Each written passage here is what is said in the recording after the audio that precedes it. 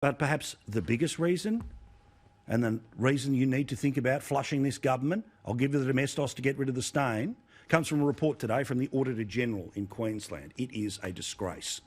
It is the Queensland version of the sports rorts affair, which of course cost a federal minister her job. But of course, it won't cost anyone their job in the crooked Queensland government. This is the report which was released by the Auditor-General today.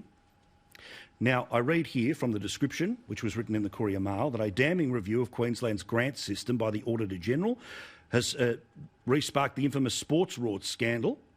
The sports minister, Mick de Brenni, altered 33 different grants. Why?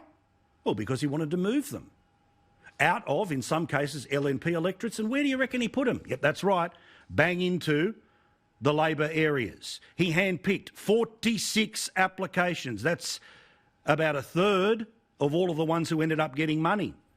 He apparently did so, according to the report, without any reasoning whatsoever.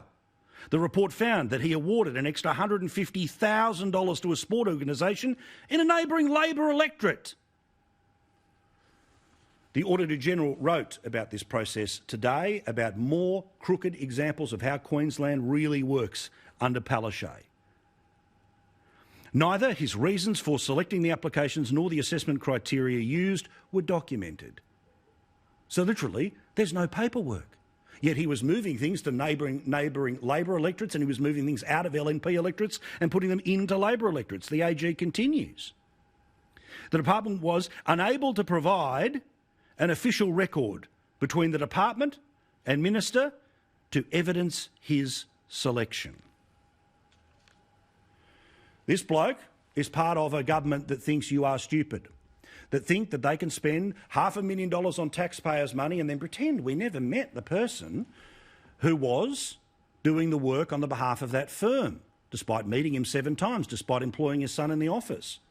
They want to pretend, oh, we've got all the PPE up the yin-yang, but they were actually running out of it. So much so that they now have to have a second stockpile, which will be in Rockhampton. The sports minister thinks he's going to get away with it, and he probably will. Not a word of it tonight on the television news in Brisbane.